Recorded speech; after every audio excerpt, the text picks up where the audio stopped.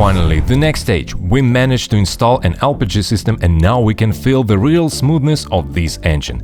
But does it make any sense? An LPG system on an air-cooled engine? That sounds like nonsense. And how would we handle heating the LPG reducer when we don't have any coolant? It doesn't matter because it's all worth it if you are tired of cleaning the carburetor, chasing a stable idle, hunting for the perfect transition jet and adjusting the fuel level in the carburetor bowl. That's all in the past. We have forgotten about it. We even managed to tune it so it starts easily on LPG without gasoline, at least in summer. The engine runs much more smoothly now. It pulls away easily and confidently.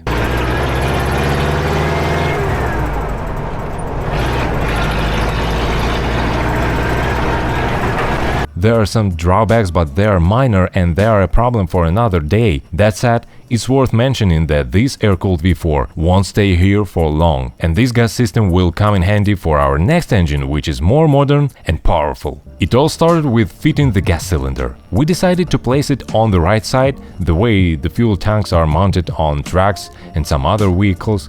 For this, we cut out a rusty section of the floor pan, we shaped it so it protrudes a reasonable amount below the car and into the cabin. The work continued even into the night. Then we shaped and attached a cage for the cylinder and the fight against rust began. There was a lot of it.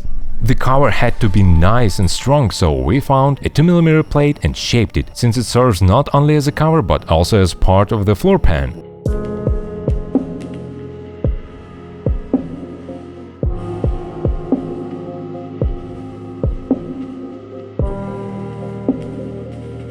The cover is split into pieces for better access. We decided that enclosing it completely in a metal box was unnecessary, so we came up with this solution. Thick fabric soaked in paint. This way it should be relatively watertight, and in case of damage to the cylinder, which is almost impossible, the gas won't get into the cabin.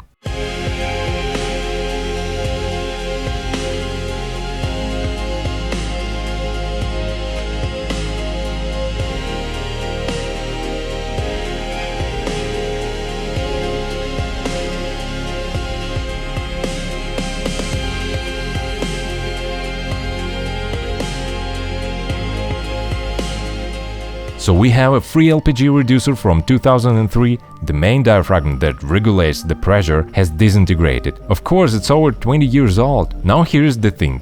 When it's warm, it stays elastic, but when it cools down, the rubber coating becomes extremely fragile. It's peeling away from the main layer, which is made of some kind of fabric. I believe it's fiberglass. It's really strong and I can't imagine it ever wearing out. So I'm curious, what if I restore it with what I have on hand? Since it's impossible to buy a repair kit, I decided to cover this side with RTV and reinforce it with a new thin diaphragm I bought recently. I'm sure this is overkill and will last for years, but we won't be able to test that since we are going to swap the engine and buy a new reducer anyway. For now though, it should work flawlessly.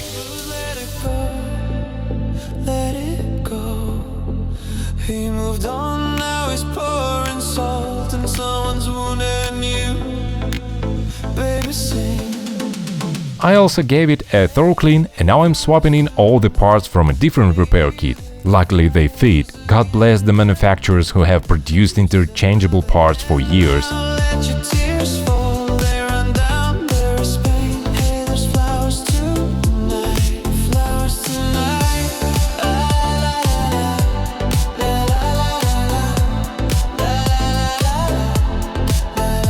The next tedious task is trimming this float to the right size so it shows the correct fuel level in the cylinder. The small hole in the cylinder makes this tricky. By tilting the cylinder, I'm trying to gauge where the float sits at full and empty. By the way, I'm in the habit of putting a bit of graphite grease on all the threads. It makes them much easier to undo later. To keep this assembly more compact, I got this reverse adapter to attach a shut-off valve with the filter directly to the reducer. This is a gas mixer. The carburetor draws the required amount of gas through this adapter. This system is so simple and reliable, there is nothing to break. The filter box needs a hole for the mixer and the gas supply fitting.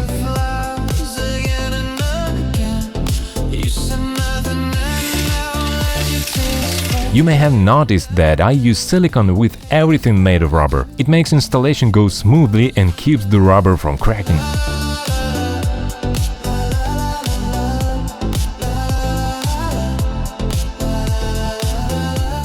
You may have wondered where we would get a heat source for the reducer, and the answer is oil. We have a dedicated oil outlet for the radiator, but since the reducer radiates a lot of cold, it should pair nicely with the engine. Big thanks to the engineers of this air-cooled engine for that oil line outlet.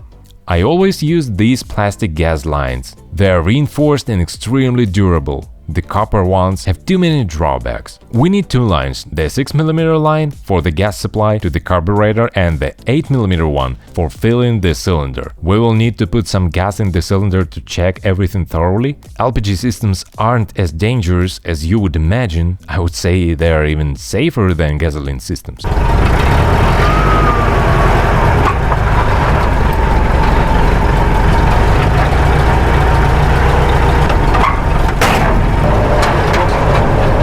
At this point, I realized something was wrong with the steering. The wheel was so hard to turn, and I could hear one wheel braking intermittently. Maybe we assembled something wrong, I don't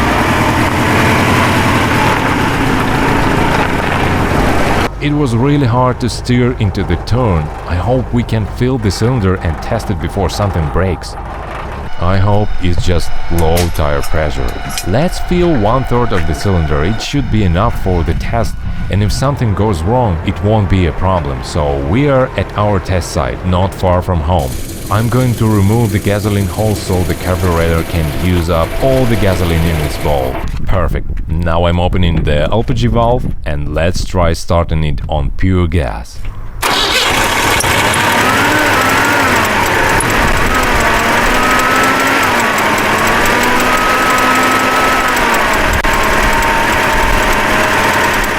What? Is that it? It started so easily even without tuning the reducer. I genuinely love LPG systems. They are so easy to use and the engine is finally running really smoothly. Unfortunately, now we have to listen to the clank of the empty fuel pump, but we are too happy to pay it much attention. The engine responds to adjustments immediately, which I can say for the carburetor and gasoline. Let's test it.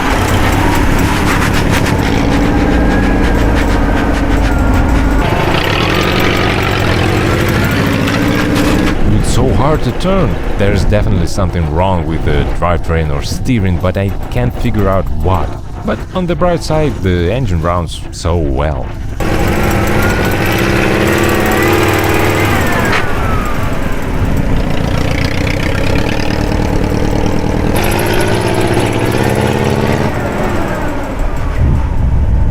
No way! We were driving with the rear diff lock engaged. No way! That's the cause of our steering issue. We were working on it recently, but hadn't installed the in-cab lever to control it yet, and we accidentally left it engaged on the differential. For anyone who doesn't know, it's strictly prohibited to drive with the rear diff lock on hard surfaces. It puts severe strain on the drivetrain. Let's turn it off right now. Can you do it by hand? No. There is no hammer in this car. We always have a brick. Don't ask why. Let's call it the first adjustment, not a breakdown. Okay?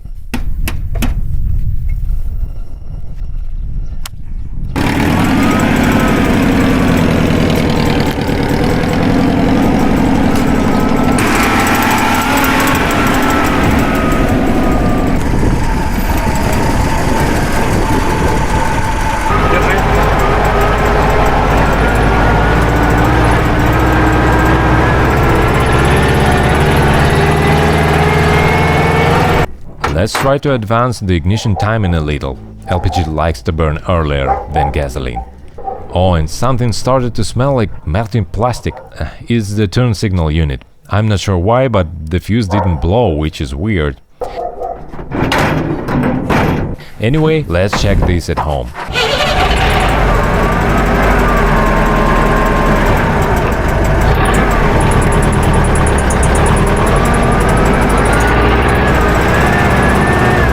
The belt, it's still loose, it needs tightening. Oh, and check this out, this is our rear sunroof and ventilation system in one. Even the Maybach doesn't have this.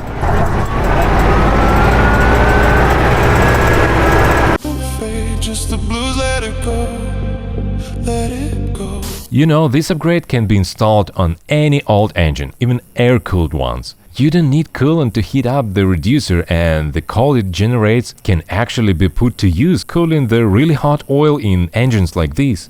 It's a win-win. Here you can see these oil lines from the engine. The reducer needs to be installed parallel to the car's direction of travel, so acceleration and deceleration don't affect its operation.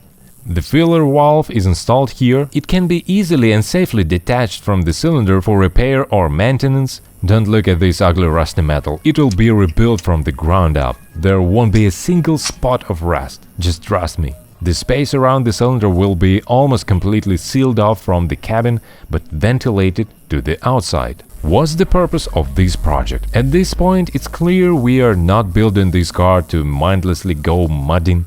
We want it to be a more or less comfortable cruiser with some off-road capability.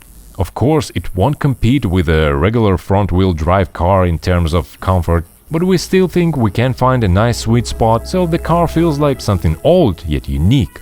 Well, that's the way the piston turns.